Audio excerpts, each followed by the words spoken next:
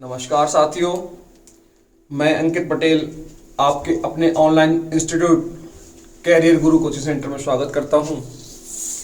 आइए आज हम एक नए अध्याय की शुरुआत करते हैं और हम इस अध्याय को बहुत ध्यान से पढ़ेंगे। और इस अध्याय का जो नाम है, इस अध्याय का नाम है विशेषण, जिसे हम इंग्लिश में एडजेक्टिव कहते हैं। इंग्लिश में एडजेक्टिव कहते हैं। हिंदी व्याकरण की इस सीरीज को आगे बढ़ाते हुए आज हम विशेषण का अध्ययन करेंगे। और प्यारे साथियों, विशेषण का अध्ययन इतने अच्छे से करेंगे क्योंकि जितनी भी महत्वपूर्ण परीक्षाएं होती हैं, चाहे वो आरओ यारो रहा हो, चाहे वो यूपीपीसीएस रहा हो, चाहे वो यूपीएसआई रहा हो, चाहे यूपी पुलिस रहा हो, विशेषण से आरओ यारो में तो 10 क्वेश्चन प्री में और 10 क्वेश्चन मेंस में आते हैं। ऐसे पीसीएस में प्रश्न बहुत पूछे जाते हैं। तो आप आइए समझते हैं विशेषण को और आप ध्यान देंगे विशेषण के बारे में। हमने आपको पढ़ाया था कि संज्ञा किसे कहते हैं, फिर उसके बाद पढ़ाया सर्वनाम किसे कहते हैं। हमने संज्ञा में बताया था कि जो शब्द व्यक्ति, स्थान, वस्तु, नदी, नगर आदि के नाम को रिप्रेजेंट करते हैं उन्हें हम संज्ञा कहते हैं। फिर हमने बताया कि जो शब्द संज्ञा के स्थान पर बोले या प्रयोग किए जाते हैं उन्हें सर्वनाम कहते हैं। और आज हम देखते हैं कि विशेषण किसे कहते हैं। तो आइए चर्चा करते हैं। हमने कहा, जैसे मैंने एक शहर लिखा दिल्ली, जैसे मैंने एक शहर का नाम लिखा दिल्ली, फिर मैंने एक पुस्तक का नाम लिखा रामायण, फिर मैंने लिखा लड़का, और इसके बाद मैंने लिखा गाय। आप बहुत ही बारीकी से अध्ययन करेंगे तो आप देख पा रहे हैं कि जो दिल्ली है, दिल्ली जो शब्द है वो व्यक्तिवाचक संज्ञा है। इसी प्रकार जो रामायण है वो व्यक्तिवाचक संज्ञा है। इसी प्रकार जो लड़का है वो जातिवाचक संज्ञा है। और गाय भी आपका जातिवाचक संज्ञा है।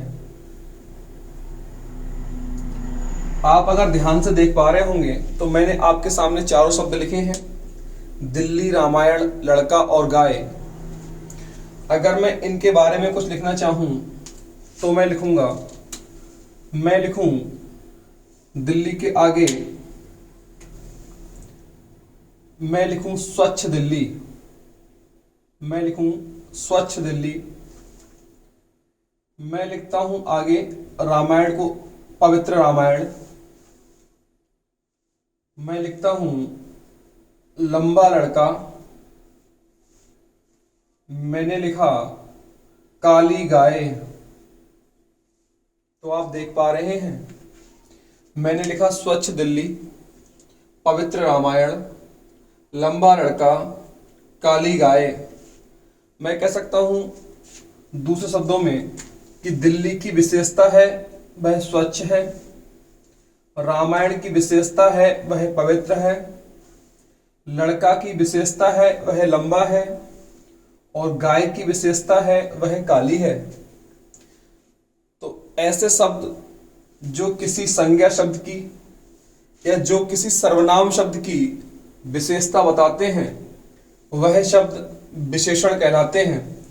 तो यहां पर आप देख सकते हैं स्वच्छ, पवित्र, लंबा और काली, ये चारों शब्द आपके विशेषण शब्द के अंतर्गत आते हैं। ये चारों शब्द आपके विशेषण शब्द के अंतर्गत आते हैं। तो आप कह सकते हैं कि किसी संज्ञा या सर्वनाम शब्द की विशेषता बताने वाले शब्द विशेषण कहलाते हैं। इसी बात को हम परिभाषा के रूप में लिखेंगे। तो आप सब लोग परिभाषा लिख लीजिए और परिभाषा रहेगी, इसे चाहो तो नोट कर लो, या फिर कॉपी के कहीं साइड से कॉर्नर पे टॉप में एकदम इंडेक्स पे बना लीजिए। परिभाषा में लिखेंगे आप जो शब्द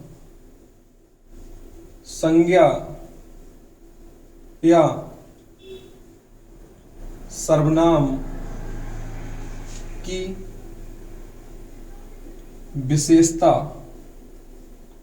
विशेषता में देखो गुण भी आ सकता है और दोष भी आ सकता है।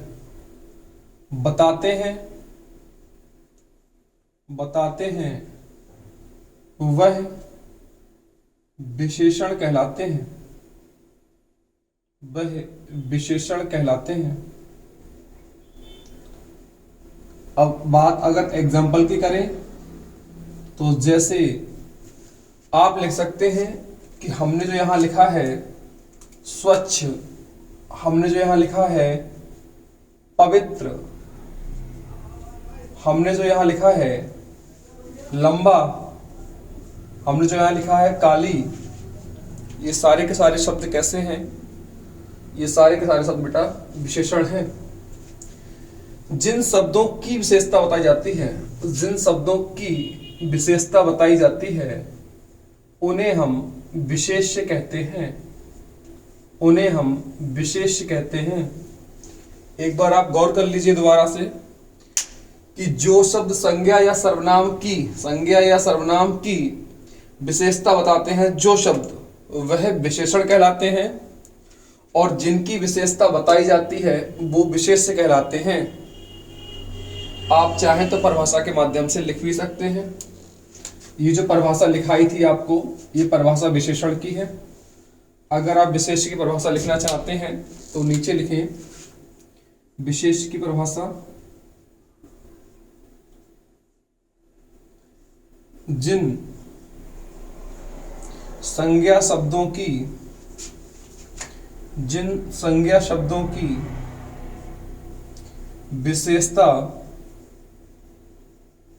विशेषता बतलाई जाती है या बतलाई गई है उनको विशेष्य कहते हैं।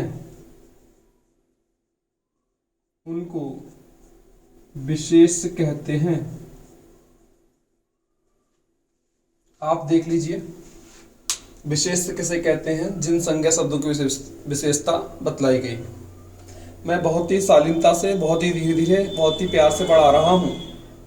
आप लोगों का दायित्व बनता है कि हमारे इस वीडियो में, हमारे इस मुहिम में आप शामिल होइए और अगर अपने आप को हिंदी कवर करनी है तो हमारे YouTube चैनल को सब्सक्राइब कर लीजिए और बेल आइकन को दबा लीजिए। आइए इसको नोट कीजिए, फिर आगे बढ़ते हैं।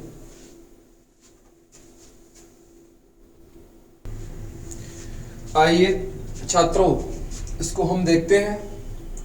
हमने पहले से थोड़ा सा लिख लिया है जिससे हमारा टाइम कम कंज्यूम हो। हमने विशेषण को बताया, आपको 3 भागों में बांटा जा सकता है। विशेषण को 3 प्रकार से बांट सकते हैं। पहला प्रकार होता है स्थान के आधार पर। आपका जो पहला प्रकार है वो है स्थान के आधार पर। दूसरा प्रकार है प्रयोग के आधार पर और तीसरा प्रकार है तुलना के आधार पर। प्यारे छात्रों, स्थान के आधार पर जो विशेषण को बांटा गया है उसके 2 भाग होते हैं। नंबर 1 आता है उद्देश्य विशेषण और दूसरा आता है विधेय विशेषण। अगर उद्देश्य और विधेय आपके कानों में जा रहे होंगे और आप कुछ अनुभूति कर रहे होंगे तो आप समझ पा रहे होंगे। हम जब हमने वाक्य पढ़ाए थे तो वाक्य में हमने उद्देश्य और विधेय को बताया था। वाक्य में जो कर्ता होता है वह उद्देश्य कहलाता है और कर्ता के अलावा जो कुछ होता है वो सब क्रिया, जो मुख्य रूप से क्रिया होती है, और कर्ता के अलावा जो कुछ भी होता है वो सब विधेय के अंतर्गत आता है। उद्देश्य को हम इंग्लिश में सब्जेक्ट और विधेय को इंग्लिश में प्रेडिकेट कहते हैं। आपने देखा कि अगर स्थान के आधार पर विशेषण के 2 भाग होते हैं, 2 प्रकार होते हैं, तो 2 प्रकार होते हैं। नंबर 1 होता है उद्देश्य विशेषण और दूसरा होता है विधेय विशेषण। प्यारे छात्रों, उद्देश्य विशेषण किसे कहते हैं? कि जहां जो विशेषण विशेष से पहले होता है, विशेष से पहले, और विशेष से आप पढ़ चुके हैं, संज्ञा शब्दों को हम क्या कहते हैं? विशेष कहते हैं। जिनकी विशेषता बताई जाती है, चाहे वो सर्वनाम भी क्यों ना हो, उनको भी हम विशेष कहते हैं। तो आप देख रहे हैं विशेष से पहले लगने वाले विशेषण विधेय विशेषण, उद्देश्य विशेषण कहलाते हैं। जैसे यहां पे लिखा है मीरा को मीठा आम पसंद है, मीरा को मीठा आम पसंद है। तो आप देखिए विशेषता किसकी बताई गई है? विशेषता बताई गई है आम की। और क्या विशेषता है? कि वो मीठा है। आम की विशेषता क्या है? मीठा है। तो जो आम है यहां पर वो विशेष्य है, आम यहां पर विशेष्य है, और मीठा यहां विशेषण है, मीठा यहां विशेषण है। तो आप देख पा रहे होंगे कि विशेष से पहले जो विशेषण शब्द आता है, विशेष से पहले जो शब्द आया है विशेषण, उसे उद्देश्य विशेषण कहते हैं। ऐसे अगले उदाहरण को देखिए, यहां लिखा है विजय अच्छा लड़का है। अब एक बात आपको समझ में आ रही होगी कि विशेषता किसकी बताई गई है, विजय की या लड़के की? तो विजय नाम का लड़का है, विशेषता लड़के की बताई गई है कि लड़का कैसा है? तो लड़का जो है अच्छा है। तो लड़का यहां विशेष होगा, लड़का यहां विशेष होगा, और अच्छा यहां विशेषण होगा, अच्छा यहां विशेषण होगा। अगर कुछ लोग ये कह सकते हैं कि विशेषता तो विजय की बताई गई है, तो मैं अगर बात को चेंज करना चाहूं तो मैं अगर यहां से लड़का हटा दूं और यहां लिख दूं मैं पुत्र, यहां मैं लिख दूं पिता, मैं कहूं विजय अच्छा पिता है या विजय अच्छा पुत्र है, तो पिता या पुत्र की विशेषता है कि वह क्या है? अच्छा है। इस कारण जो विशेषता बताई गई है वो किसकी बताई गई है? लड़के की। अगर मैं कहूं, अगर एक वाक्य के माध्यम से और देखना चाहें यहीं पर, तो हम ये देख सकते हैं, मैंने लिखा मोहन एक चतुर विद्यार्थी है, चतुर विद्यार्थी है।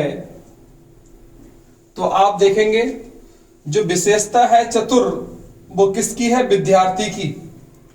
जो विशेषता है चतुर वो किसकी है? विद्यार्थी की। तो विद्यार्थी यहां विशेष होगा और चतुर यहां विशेषण। इस प्रकार आप कह सकते हैं कि जो अच्छा है और जो मीठा है, ये सब दोनों विशेषण विशेष से पहले आए हैं, इस कारण हम इन्हें उद्देश्य विशेषण कहेंगे।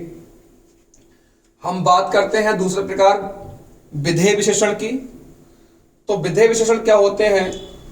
विशेष के बाद लगने वाले विशेषण, विशेष शब्द के बाद लगने वाले विशेषण विधेय विशेषण कहलाते हैं। जैसे आप उदाहरण के माध्यम से समझिए, यह चांदी खोटी सी है। चांदी कैसी है? खोटी सी। तो चांदी की विशेषता है कि वह कैसी है? खोटी सी है। और चांदी आपका विशेष है और खोटी सी विशेषण। चूंकि विशेषण यहां विशेष के बाद आया है, तो इस प्रकार यह विधेय विशेषण हो जाएगा। लड़का चालाक है। लड़का कैसा है? चालाक। तो चालाक शब्द लड़का के बाद आया है, इस प्रकार लड़का यहां आपका जो है विशेष है और चालाक विशेषण। कैसा विशेषण है? तो आइए विधेय विशेषण है। मोहन घर में सबसे लंबा है। मोहन घर में सबसे लंबा है। तो विशेषता क्या है? लंबा होना। किसका? मोहन का। तो मोहन के बाद आया है, इस प्रकार यहाँ पे भी विधेय विशेषण होगा। उम्मीद कर रहा हूं कि आप बात को समझ रहे होंगे। ऐसे दूसरा प्रकार जो बांटा गया है वो बांटा गया है प्रयोग के आधार पर। प्रयोग के आधार पर विशेषण के 4 भाग बताए गए हैं। नंबर 1 गुणवाचक, नंबर 2 संख्यावाचक, नंबर 3 परिमाणवाचक और नंबर 4 सार्वनामिक विशेषण। ऐसे तुलना के आधार पर बताए गए हैं 3 भाग, मूलावस्था, उत्तरावस्था और उत्तम अवस्था। आइए हम इनको जानते हैं। आप पहले इसको नोट कर लीजिए। चलिए आप लोग आगे लिखें और आगे देखें। प्रयोग के आधार पर विशेषण के भेद पढ़ते हैं। अच्छा, प्रश्न अगर ये आए कि विशेषण के भेद कितने होते हैं, अगर प्रश्न एग्जाम में पूछा गया कि बताइए विशेषण के भेद कितने होते हैं। विशेषण के भेद, तो प्यारे साथियों आपका आंसर होगा 4। प्रश्न पूछा जाए कि बताइए प्रयोग के आधार पर, अगर प्रश्न पूछा गया बताइए प्रयोग के आधार पर, तब भी आपका आंसर होगा 4। अगर वो स्पेशल पूछता है कि बताइए स्थान के आधार पर, तब आंसर होगा 2, एक उद्देश्य दूसरा विधेय विशेषण। और ये सर्वमान्य आंसर है विशेषण के आधार पर, सॉरी विशेषण के जो भेद होते हैं 4 होते हैं और जिन्हें हम प्रयोग के आधार पर भी कहते हैं। आइए प्रयोग के आधार पर पहला भाग पढ़ते हैं, पहला प्रकार पढ़ते हैं गुणवाचक विशेषण। तो गुणवाचक विशेषण की परिभाषा होगी कि जो शब्द किसी व्यक्ति या वस्तु के आकार, रंग, रूप, दोष, गुण, अवस्था, स्वभाव, स्थिति, दिशा, गंध, रंग आदि का बोध कराते हैं। दिशा का बोध कराएं, रंग का बोध कराएं, स्थिति का बोध कराएं, आकृति का बोध कराएं, स्वभाव का बोध कराएं, गुण का बोध कराएं, दोष का बोध कराएं, ऐसे सारे के सारे शब्द गुणवाचक विशेषण के अंतर्गत आते हैं। आइए हम कुछ उदाहरण के माध्यम से समझते हैं। जैसे कि अच्छा लड़का की विशेषता क्या है कि वह अच्छा है। बुरा आदमी की विशेषता क्या है कि वह बुरा है। सुंदर लड़की की विशेषता सुंदर। लाल गुलाब की विशेषता लाल। पीला मकान की विशेषता पीला। प्राचीन इमारत की विशेषता प्राचीन। गीला कपड़ा की विशेषता गीला। सूखा खेत की विशेषता है सूखा है। रोगी, मोटा, लंबा, कठोर, मुलायम, खट्टा, मीठा, नमकीन, चौड़ा, पतला, ये सारे के सारे शब्द गुणवाचक विशेषण के अंतर्गत आते हैं। अगला भाग लिखिए, इसका अगला प्रकार लिखेंगे आप लोग। इसका अगला प्रकार रहेगा संख्यावाचक विशेषण। दूसरा प्रकार डालिए हेडिंग संख्यावाचक विशेषण।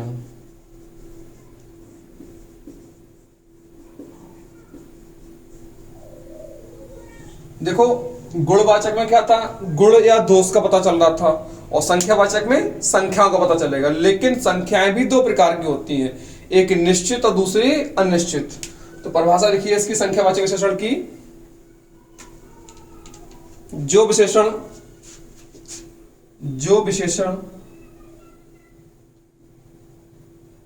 अपने विशेष्यों की संख्या का बोध कराते हैं, वह आगे लिख लीजिएगा डैश डैश करके, वह संख्यावाचक विशेषण कहलाते हैं। जैसे मैं कहूं 5 लड़के, जैसे मैं कहूं 2.5 किलो, कहते हैं ना अभी हम लोग कोई सब्जी लेने जाओ तो 2.5 किलो, या 4 दर्जन, या मैं कह सकता हूं कुछ रुपए, या मैं कह सकता हूं कुछ लड़के। तो ये सारे के सारे शब्द जो 5, 2.5, कुछ और 4, ये सारे के सारे शब्द संख्यावाचक विशेषण के अंतर्गत आते हैं। संख्यावाचक विशेषण के 2 भाग होते हैं। नंबर 1 पहला भाग लिख लीजिए। पहला भाग लिखेंगे निश्चित संख्यावाचक विशेषण। पहला लिखिए निश्चित संख्यावाचक विशेषण, और दूसरा होता है अनिश्चित संख्यावाचक विशेषण। दूसरा होता है अनिश्चित संख्यावाचक विशेषण। आप लोग इसका स्क्रीनशॉट ले लीजिए, फिर आगे बढ़ते हैं। आइए संख्यावाचक विशेषण का पहला भाग निश्चित संख्यावाचक पढ़ते हैं। प्यारे साथियों, निश्चित संख्यावाचक अगर मैं चाहता तो निश्चित और अनिश्चित दोनों में करा देता, लेकिन अगर आप किसी अच्छी परीक्षा की तैयारी कर रहे हैं और विशेषकर देखा गया है कि विशेषण में अगर कोई भाग पूछा जा रहा है आजकल, तो वो इसी टॉपिक से पूछा जा रहा है, यहीं से पूछा जा रहा है। आप उसको ध्यान से देखिए। निश्चित संख्यावाचक विशेषण जो होता है उसके 5 भाग होते हैं। यहाँ पर 4 लिखे, एक और लिखा जाएगा। उसके 5 भाग होते हैं। नंबर 1 है गणनावाचक विशेषण। तो ऐसे विशेषण जो अपने विशेष्यों की गिनती के बारे में बताता है, गिनती को डिसाइड करता है, गिनती को क्लियर करता है, अपने विशेष्यों की गिनती के बारे में जानकारी देता है, उसे हम गणनावाचक विशेषण कहते हैं। जैसे 1, 2, 3, 4, 5, 6, 100, 200, 500 आदि। अगर हम इनका वाक्य प्रयोग करना चाहें तो आप लोग अपनी कॉपी में नोट कर सकते हो। इसका अगर आप वाक्य प्रयोग करना चाहें तो अपनी कॉपी में नोट कर लो। अगर मैं कहूं 2 लड़के आपस में लड़ रहे थे, मैंने कहा 3 लड़के उठ के आ जाओ। ऐसे ही 1, 2, 3, 4, 5, 6 जो भी होता है वो सब आपका गणनावाचक में आता है। जैसे मैं कहूं मेरे पास 5 किताबें हैं, मेरे पास 5 रुपए हैं, तो वो सब किसमें आएगा? गणनावाचक में आएगा। बात करें नंबर 2 क्रमवाचक की, तो जो विशेषण अपने विशेष्यों के क्रम के बारे में, सीरियल के बारे में जानकारी देता है, ज्ञात कराता है, उन्हें हम क्रमवाचक विशेषण कहते हैं। क्रमवाचक संख्यावाचक विशेषण कहते हैं। जैसे पहला, दूसरा, तीसरा, एक क्रम तो होता है कि पहला बच्चा उठ के आ जाओ, क्रम से आओ, दूसरा बच्चा उठ के आओ, तीसरा बच्चा उठ के आए, तो पहला, दूसरा, तीसरा क्या कहलाता है? सब क्रम कहलाते हैं। नंबर 3 आता है आवृत्तिवाचक। तो जो विशेषण अपने विशेष की इकाई के बारे में, विशेष की इकाई के बारे में, ध्यान दीजिए, आवृत्तिवाचक में क्या होता है? विशेष की इकाई के बारे में, जैसे कि 1 गुना, जैसे कि 2 गुना, 3 गुना आदि, विशेष की इकाई के बारे में जानकारी देता है। आवृत्तिवाचक कहते हैं ना, 1 गुना हो गया। अच्छा, 2 गुना कोई धन, 2 गुना कोई माल, 2 गुना कोई चीज, 2 गुना कैसे होती है? अगर आपके पास 1 है और उसका दुगुना डबल हो जाए तो 2 गुना, 3 बार हो जाए तो 3 गुना। तो ऐसे 1 गुना, 2 गुना और 3 गुना। समुदायवाचक कहते हैं जो विशेषण, देखो समुदाय कहते हैं झुंड के लिए, समुदाय कहते हैं इकट्ठे रहने के लिए। तो जो विशेषण अपने विशेष की सामुदायिक संख्या को बताता है, जो विशेषण अपने विशेष की सामुदायिक संख्या को ज्ञात कराता है, जानकारी देता है, उसे हम समुदायवाचक संख्यावाचक विशेषण कहते हैं। जैसे कि दोनों, तीनों, चारों, दोनों बच्चे खड़े हो जाएं, तुम चारों भाइयों में बहुत अच्छी एकता है, हम तीनों भाई आपस में रहते हैं। तो ये दोनों, तीनों, चारों जो कहलाता है वो सामुदायिक वाचक संख्यावाचक विशेषण कहलाते हैं। इसका एक भाग और रह गया है, इसको मिटा देते हैं, उसको आप नोट कर लीजिए। पहले इसका स्क्रीनशॉट ले लीजिए आप लोग। ठीक है, मैं यहां 5वां लिखता हूं, इसको मिटा के। और 5वां होता है क्रमवाचक, पांचवा होता है प्रत्येकवाचक विशेषण। 5वां होता है प्रत्येकवाचक। और प्रत्येकवाचक विशेषण को हम वीप्सा विशेषण भी कहते हैं। वीप्सा विशेषण कभी कभी एग्जाम में पूछ लिया जाता है कि वीप्सा विशेषण के नाम से किसको जानते हैं? तो संख्यावाचक के, निश्चित संख्यावाचक के प्रत्येकवाचक को जानते हैं। इसमें लिख लीजिए, प्रत्येक का मतलब वही होता है कि जो विशेषण अपने विशेष की प्रत्येक हर एक बात को बताए। तो इसमें 2-4 एग्जाम्पल रहते हैं। जैसे कि मैं कहूं प्रत्येक, जैसे कि एक, जैसे कि हर एक, ये सब शब्द आते हैं, ये प्रत्येकवाचक संख्यावाचक विशेषण के अंतर्गत आते हैं। आप इसको नोट कर लीजिए। अगला भाग आपको पढ़ाते हैं। इसके बाद हमने आपको 2 भाग पढ़ा दिए हैं प्रयोग के आधार पे, और दूसरा चल रहा है हमारा, पहला था हमारा स्थान के आधार पर। प्रयोग के आधार के दो भाग पढ़ा दिए, एक हमने आपको पढ़ाया गुणवाचक और दूसरा पढ़ाया है संख्यावाचक। अब तीसरा भाग डाल लीजिए, तीसरा भाग डालें आप लोग परिमाणवाचक। तीसरा भाग डालें आप परिमाणवाचक।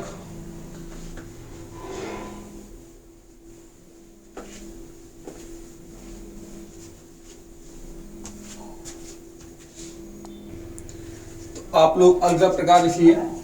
जो तीसरा प्रकार रहेगा प्रयोग के आधार पर वो रहेगा परिमाणवाचक विशेषण। परिमाणवाचक विशेषण, इसके अंतर्गत आप लिखेंगे, इसके अंतर्गत आप लिखेंगे, इसकी परिभाषा लिख लीजिए। जो विशेषण शब्द अपने विशेष की मात्रा का बोध कराते हैं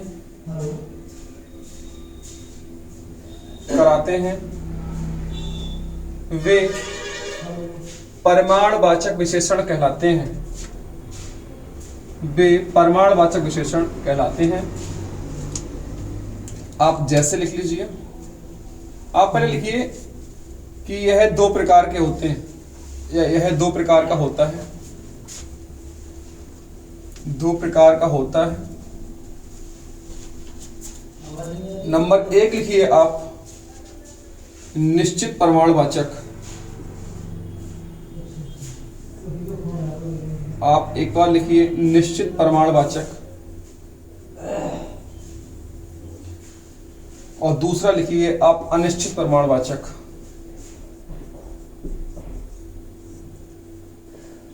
मेरे साथ साथ लिखो, मेहनत जितनी मैं कर रहा हूं अगर उतनी ही मेहनत आप करेंगे तो कामयाबी बहुत दूर नहीं।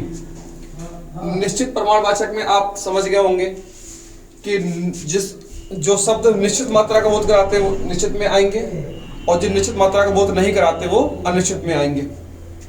जैसे निश्चित में मैं लिखता हूं 5 किलोग्राम आटा, मैं लिखूं 10 किलोग्राम चीनी, लिख सकते हैं 2 लीटर तेल। तो आटा कितना, 5 किलोग्राम। आटा की विशेषता है कि वह कितना है भाई, 5 किलोग्राम है। चीनी की विशेषता है वह 10 किलोग्राम है, और तेल की विशेषता है वह 2 लीटर है। अगर मैं ऐसे और कह सकता हूं तो 100 मीटर। मीटर की विशेषता है कि वह कितना है, 100। तो ऐसे शब्द जो निश्चित परिमाण संबंधी निश्चितता का बोध कराते हैं उन्हें हम निश्चित परिमाणवाचक विशेषण कहते हैं, और जो निश्चितता का बोध नहीं कराते उन्हें अनिश्चित परिमाणवाचक विशेषण कहते हैं। जैसे मैं लिख सकता हूं इतना पानी, मैं कह सकता हूं बहुत भोजन। मैं कहता हूं ना कि आज मैंने बहुत भोजन कर लिया, तो भोजन की कोई मात्रा नहीं थी, भोजन कितना कर लिया, बहुत कर लिया। पानी कितना, इतना पानी बढ़ेगा, भोजन कितना, बहुत भोजन कर लिया। मैं कह सकता हूं थोड़ा अचार, अरे भाई थोड़ा अचार ले आओ, तो अचार कितना ले आओ, थोड़ा ले आओ। तो इसकी जो मात्रा है वो कितनी अनिश्चित हो सकता है, 2 ग्राम हो सकता है 10 ग्राम हो सकता है 4 ग्राम हो। तो इस प्रकार ऐसे विशेषण जो निश्चित अनिश्चित मात्रा का बोध कराते हैं, निश्चित का बोध नहीं कराते, अनिश्चित मात्रा का बोध कराते हैं, उन्हें हम अनिश्चित परिमाणवाचक विशेषण कहते हैं। परिमाणवाचक विशेषण दो प्रकार बताया था, एक निश्चित और दूसरा अनिश्चित। आप इसको नोट कर लीजिए और इसका स्क्रीनशॉट ले लीजिए। इसको हम मिटाते हैं। चौथा प्रकार डालिए सार्वनामिक विशेषण। अगला चौथा प्रकार डालेंगे आप सार्वनामिक विशेषण, और इसके अंतर्गत लिखेंगे परिभाषा। सर्वनाम का वह रूप, या फिर लिखो वे सर्वनाम शब्द, वे सर्वनाम शब्द जो संज्ञा के पहले आते हैं तो बे सर्वनाम ना रहकर विशेषण बन जाते हैं और ऐसे विशेषण को आप लोग भी लिखें मेरे साथ, सार्वनामिक विशेषण कहते हैं।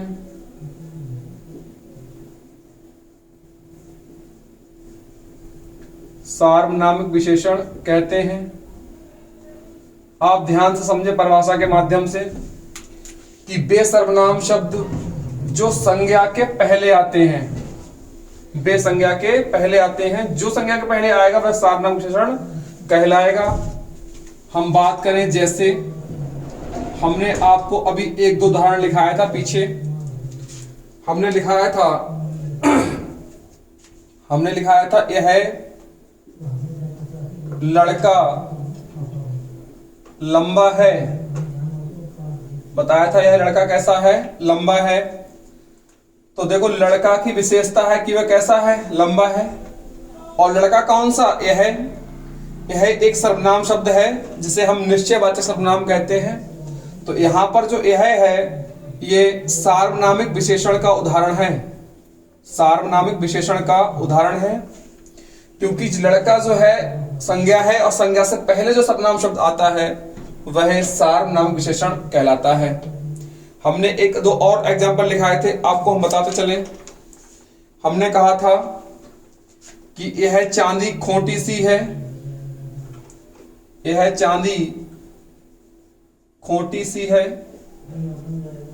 तो हम देखो चांदी जो संज्ञा है आपकी और चांदी से पहले शब्द आया यह, तो यहां जो यह है ये सार्वनामिक विशेषण का उदाहरण है। प्रश्न परीक्षा में अब एक ट्रेंड और चल रहा है, आपसे पूछा जाता है कि बताइए इसमें कितने विशेषण हैं, कितने विशेष्य हैं। तो आप देखिए एक तो विशेषण इसमें यह है और एक लंबा है, तो यहाँ विशेषण संख्या कितनी हो गई, 2। ऐसे यहाँ पे यह है और एक खोटी सी है, तो संख्या कितनी हो गई, 2। तो इस प्रकार आप ध्यान दें कि जरूरी नहीं है कि एक वाक्य में एक ही विशेषण या एक विशेष हो, एक वाक्य में कई विशेषण और कई विशेष हो सकते हैं। इनकी प्रैक्टिस हम प्रैक्टिस सेट के माध्यम से करेंगे। आप इसको नोट कर लीजिए, एक दो एग्जांपल और देख लीजिए जिसको हम पूरा करवाते हैं। मैं कहूं कि वह लड़का विदेश गया है, वह लड़का विदेश गया है। तो ध्यान से देखो भाई, लड़का से पहले क्या आया है, वह, और ये वह शब्द क्या है, सार्वनामिक विशेषण का उदाहरण, सार्वनामिक विशेषण का उदाहरण है। आप इस बात को नोट कर लीजिए और अच्छे से समझ लीजिए कि जो सर्वनाम शब्द संज्ञा के पहले आते हैं और उनकी विशेषता बताते हैं तो वह सर्वनाम ना रहकर सार्वनामिक विशेषण कहलाते हैं। आप इसको नोट कर लीजिए, ठीक है। हम इसको मिटाते हैं। अगला भाग डालो तुलना के आधार पर। अभी तक आपने 2 भाग पढ़ लिए पूरे, एक पढ़ा स्थान के आधार पर, दूसरा पढ़ा प्रयोग के आधार पर, तीसरा है आपका तुलना के आधार पर। तुलना के आधार पर भी विशेषण 3 प्रकार के होते हैं प्यारे बच्चों। उस 3 प्रकार में पहला प्रकार है मूलावस्था या फिर मूल अवस्था। मूलावस्था या मूल अवस्था जब होती है तो उसमें कोई तुलना नहीं होती है, जो विशेषण है वो अपनी मूल अवस्था में रहता है। जैसे मैं कहूं राहुल एक अच्छा लड़का है, मैं कहूं राहुल एक अच्छा लड़का है। तो राहुल एक अच्छा लड़का है, लड़का कैसा है, अच्छा है। तो यहां जो विशेषण रहा अपनी मूल अवस्था में है। मैं कहूं कि रामायण एक पवित्र पुस्तक है, रामायण एक पवित्र पुस्तक है। तो पुस्तक कैसी है, पवित्र है। तो इसमें कोई भी परिवर्तन नहीं हुआ, कोई भी चेंजमेंट नहीं हुआ। तो आप समझ लीजिए कि लड़का अच्छा है, पुस्तक पवित्र है, दोनों शब्द विशेषण अपने मूल अवस्था में रहे, इसलिए इनको मूल अवस्था फिर मूल अवस्था कहते हैं। अगला आता है उत्तरावस्था या फिर उत्तरावस्था। इसमें जो तुलना होती है प्यारे बच्चों, इसमें जो तुलना होती है वो दो व्यक्तियों या वस्तुओं के मध्य होती है।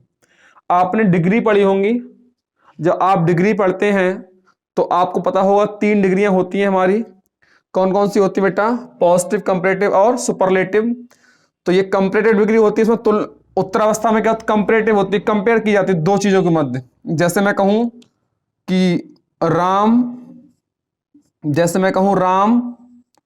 श्याम से अच्छा है, मैं कहूं राम श्याम से अच्छा है।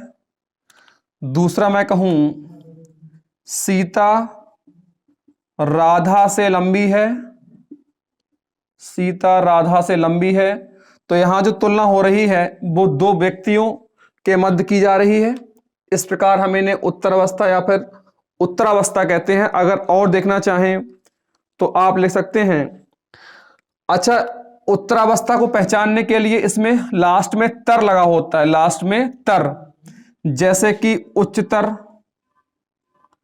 जैसे कि निम्नतर, जैसे कि कमतर आदि। तो जहां तर लगा होता है वहां भी उत्तरावस्था या उत्तरावस्था होती है, जहां तुलना दो चीजों, दो व्यक्तियों, दो स्थानों के बीच में की जाती है। मैं कह सकता हूं कि हिमालय की चोटी यूराल की चोटी से अधिक लंबी है, अधिक ऊंची है, अधिक ऊंची है, लंबी तो ठीक नहीं रहेगा, अधिक ऊंची है। तो जहां तुलना दो के बीच में की जाती है वहां होता है उत्तरावस्था या फिर उत्तरावस्था। उत्तमावस्था इसे बिल्कुल सुप्रीम कहते हैं, सबसे बड़ा जो होगा वो कहलाएगा उत्तम अवस्था में। इसमें शब्दों के लास्ट में सर्वोत्तम या फिर उच्चतम या फिर महत्तम, लास्ट में तम लगा होगा, लास्ट में तम जहां लगा होता है वह उत्तम अवस्था कहलाती है। जैसे कभी कभी लिखा होगा सर्वोच्च, मतलब सबसे ऊंचा जो होगा, मतलब वही क्या कहलाएगा? आपका उत्तम अवस्था कहलाएगा। जैसे अगर हम इसकी बात करें तो मैं एग्जाम्पल लिख सकता हूं, रामू सब छात्रों में लंबा है। तो रामू कैसा है? सब छात्रों में लंबा है। तो यहां कौन सा विशेषण होगा? उत्तम अवस्था विशेषण होगा। कौन सा होगा? उत्तम अवस्था विशेषण होगा। अगर एक वाक्य और लिखना चाहें, एक और लिख लीजिए, गोदान मुंशी प्रेमचंद का